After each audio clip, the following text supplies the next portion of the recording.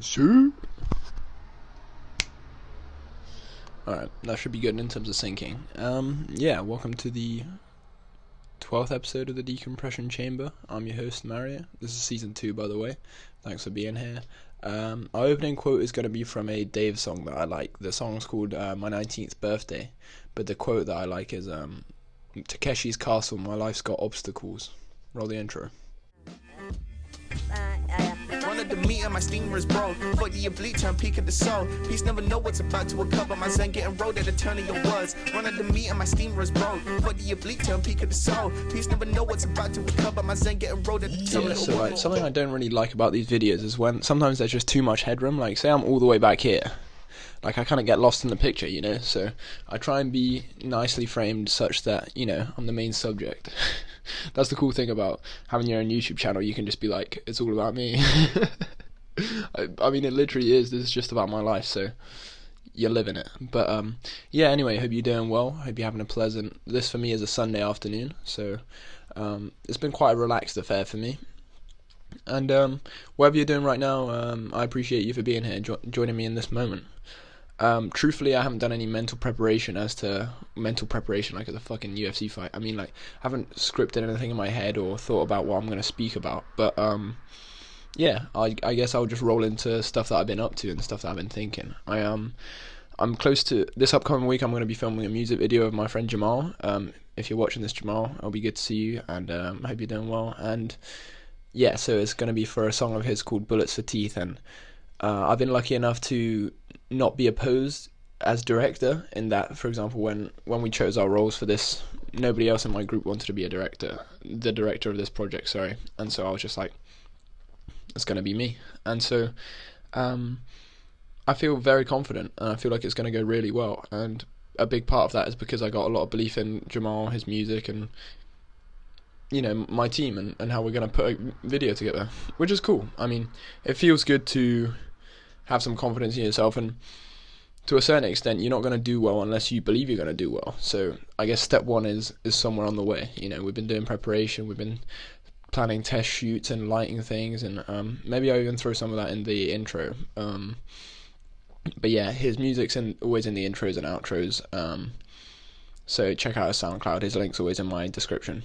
But yeah, so I guess what I've been up to recently is just kind of a mixture between chilling, doing bits and bobs of work, preparing for that, other side projects I got going on, and more than anything, I've been focusing on making better habits, being better disciplined, as I kind of touched upon in my last video. But yeah, it's just one of those things where everything, I always say it, but everything's a process, everything's, you know, step by step, and sometimes you have peaks and you have valleys, and like, for example, there was a party here at Halls. I say party in quotes because it was just like, here's free alcohol and a place to just do stupid shit, and hence we did. And oftentimes when I get hungover, I kind of feel depressed as well, because it's just like, it makes it more difficult to just do your normal shit. And it was a very good feeling, just like turning that around and making Saturday a good day for myself, you know. And similarly today, I stayed up for the fights last night. There was a fight night for the UFC, and it wasn't altogether that great, but, you know, I like to stay up for it. And yeah, so I woke up a little bit sleep deprived, and I've managed to turn it into a day where I've gotten a little bit of stuff done, and I'm feeling good about myself, you know. Have I been the most productive over the past couple of days as I could have been? No, but do I feel satisfied with how I've been doing? Yeah. So, you know, as I said, it's a process. It's getting better. It's recognizing what you're doing right. Because I guess for me, it's much easier to recognize what I'm not doing right. You know, I think I have this running internal monologue or dialogue with myself that's not really healthy. That's kind of, I put myself down a lot, and earlier I put my elbow in fucking some soup, not in the bowl, just like on the table. I'd spilled some, and I went and wiped it, but didn't wipe it completely. And then I was having a conversation with someone, and then I did the exact same thing again, and instantly my brain just goes, "You're an idiot," and I said it out loud, and I kind of realised afterwards, it's like, that's not that big a deal. I don't need to be calling myself an idiot for stuff like that. I don't need to always be jumping at the idea that I'm like somehow fundamentally flawed for making a mistake, you know? Because sometimes your mistakes they do reveal the ways in which you are flawed, but sometimes you just make a mistake and you learn from it, and that's called being human, But yeah, so I've been trying to improve this internal mental dialogue. I think something that I noticed really during the start of the pandemic and COVID is how powerful and how important the kind of idea of gratitude and openly and explicitly expressing what you're grateful for, and that has changed my outlook on life in a very important and fundamental way. I mean, it's contributed to the name of this channel, but to a certain extent, I don't think I was targeting some issues that I was and continue to have internally. I've talked about on this podcast before. Even in the last episode, I struggle with self-image and self-concept and the idea of who I am and what that means to me, and how I can uplift that image into something that makes me feel empowered and makes me feel happy about myself.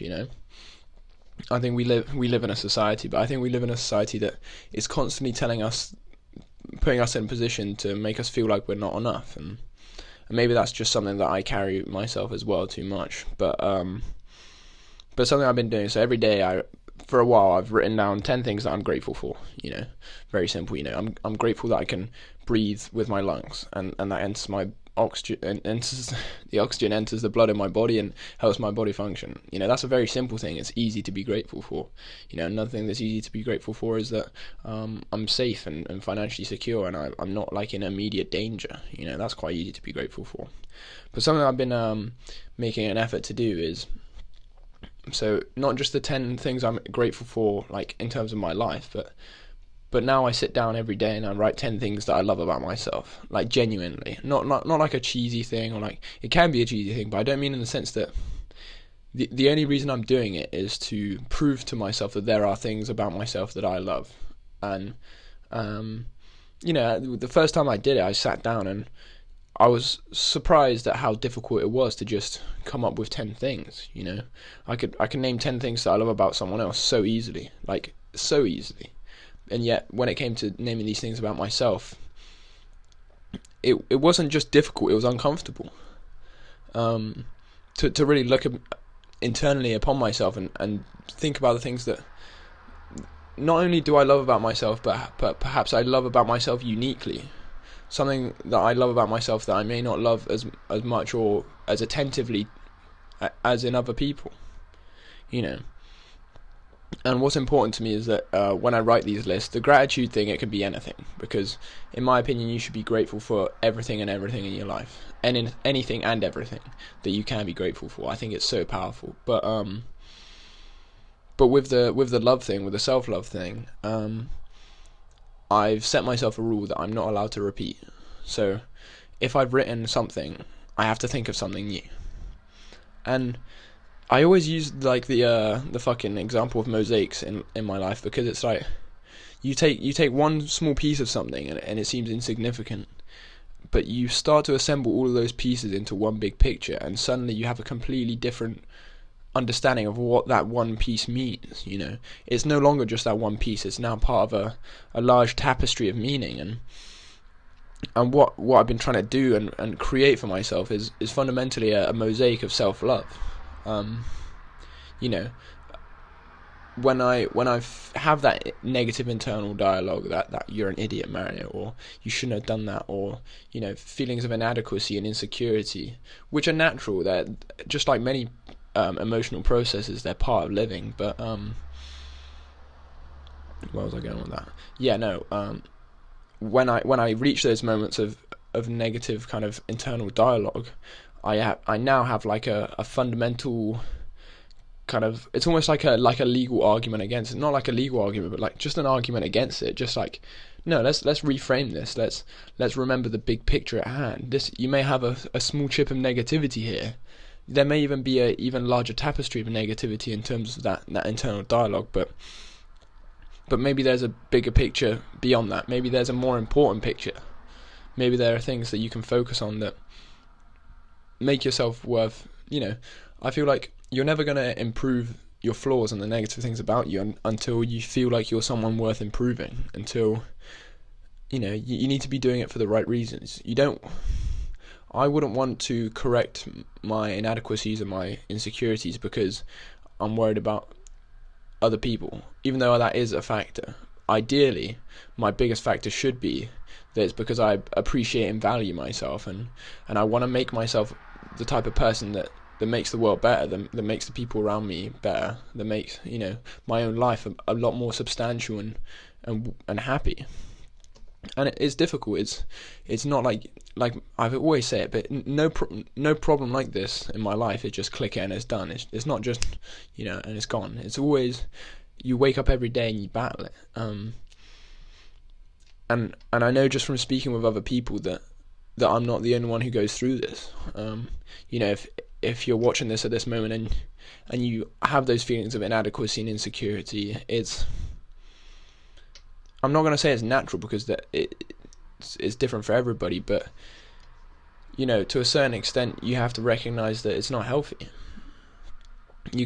I don't know, I feel like personally it'd be exhausting if I lived fucking 80 to 100 years, if I'm like that lucky, and I constantly had this in my mind.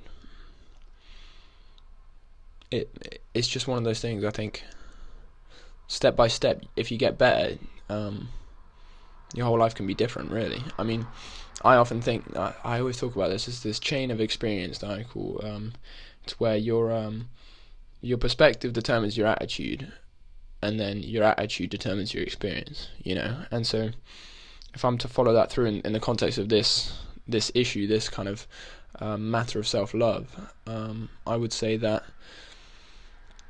my perspective has changed to now trying to search within myself and look for and create an image of myself where I love myself, you know, where I have a deep and kind of rich appreciation for the person that I am and the person that I can become.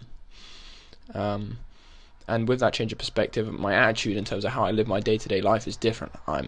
People have told me that they've noticed a marked difference in my mood and how I'm interacting with them, and I'm hoping that carries forward into not just, you know, how I feel and not just how I interact with others, but, you know, what I do, like. It's all part of the same system, really, and I want it to be. I want to uplift myself in a way that I'm not sure I've done a good enough job of doing in the past. Because it's not like all my problems in life are solved. I have lots of things that, you know, make me anxious, or that I'm not looking forward to, or you know, that sometimes I have more trouble with than I expected to. But it's just, I feel like I'm looking at it from a completely different angle, and now I feel better equipped to take on the problems that I face. I guess that's it, because at the end of the day, because I feel more secure about how I feel about myself, it means that's not like, I'm not trying to protect that. I'm not worried that that's going to crumble while I'm dealing with something else, you know. Not to a certain extent that was always a fear of mine, but maybe subconsciously I was often protective, or kind of wary of that being the case. But I mean, you know, who knows? Maybe I completely follow this up a trend, or maybe it pans out. But at the moment, I think it's one of those things where when you make a change for good, you can tell quite easily. You can tell quite quickly. You know, you clean your room, you feel kind of more at peace in your surroundings. You know, you eat healthy, you feel better. You sleep more, you feel well rested. It's one of those things where it's easy to make the wrong decisions. It's easy to fall into bad habits, but with a little bit of, you know, self kind of reflection, with a little bit of focusing on priorities, I've managed to take myself with a slight change into a much better position in my own kind of how I feel about the world, how I feel about myself. And you know, there's much more to it. There's always complications, and maybe the music video that I work on ends up being a complete bust. I don't reckon it will be, but it's good to recognize the possibilities in life, and more than anything, the self-love and the gratitude thing, they weave right into one. It's like, maybe there's more to it, but for me, those are the two things that I'm using to uplift myself for now. I don't know whether I feel like going for more, because I've been exploring this one particular topic for quite a long time, but yeah, I mean, something that I'll discuss briefly, I guess, is there's like 4 kind of categories of knowing, and this is something I was talking with my friend Harvey, who, if you're watching, lots of love, where there's things you know in life, there's things you don't know that you know, and there's things that you know that you don't know, and then there's things that you don't know that you don't know. And those unknown unknowns, those things that you don't know that you don't know, there's no preparing for them. There's no conceptualization. It's like our brains can't even perceive them. It's just interesting to me, because as soon as that unknown unknown becomes, like, you become aware of it, then it becomes a known unknown. You know that you don't know it. And so something that I've been questioning about myself and about how I go forward in life is, how can I prepare myself for those unknown unknowns? What do I do about them? And is there anything that can be done? So yeah, maybe that can ruminate in your headspace. Yeah, honestly, I have no idea whether any of this is going to help anyone else. I'm gonna fucking end cap this with a statement that this is all my perspective. This is all how I feel about life from my very biased and kind of, like I said, your perspective determines your attitude, and your attitude determines your experience. And so your experience is so fundamentally, in my perception, is so fundamentally tied to how you see the world and how you see yourself, that there's no blueprint, there's no fucking recipe, you can't borrow someone else's notes, but maybe to a certain extent, the ideas of kindness and appreciation and love and gratitude, maybe there are some of those concepts that unite us. Maybe there are some of those concepts that they apply to all of us, whether we like it or not. So yeah, thanks for watching. Packing the stack on my own, cause the desk like I'm Gambit. I might speak some French on your ass. Cause I twang one step back. The meat in my steamer is broke. For the oblique turn peak of the soul. Peace never know what's about to occur, but my zen getting rolled at a turn of your words. Run at the meat in my steamer is broke. For the oblique turn peak of the soul. Peace never know what's about to occur, but my zen getting rolled at a turn of your words. Witches in my head, wishing that we could waste what whisk up the eggplant pie, even salad dragon.